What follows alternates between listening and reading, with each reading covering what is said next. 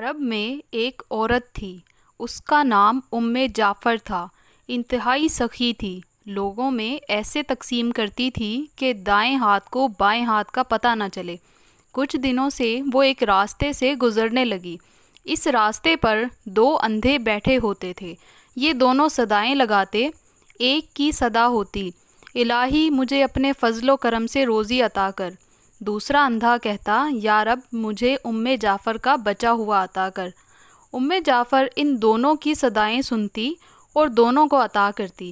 جو شخص اللہ کا فضل طلب کر رہا تھا اسے 2 درہم دیتی، جبکہ جعفر کے فضل کے طلبگار کو ایک بھنی ہوئی مرغی عطا کرتی۔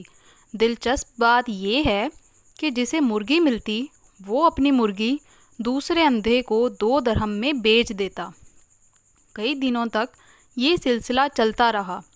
ایک دن جعفر اس اندھے کے پاس آئی جو جعفر کا فضل کا طلبگار تھا اور اس سے سوال کرتا تھا، اور اس سے سوال کیا، کیا تمہیں 100 دینار ملے ہیں؟ اندھا حیران ہو گیا۔ اس نے کہا، نہیں، مجھے صرف ایک بھنی ہوئی مرغی ملتی تھی جو میں 2 درہم میں بیچ دیتا تھا۔ جعفر نے کہا، جو اللہ کا فضل طلب کر رہا تھا میں اسے 2 درہم دیتی اور تمہیں بھنی ہوئی مرغی میں 10 دینار ڈال کر دیتی رہی۔ اندھے نے اپنا سر پیٹنا شروع کر دیا۔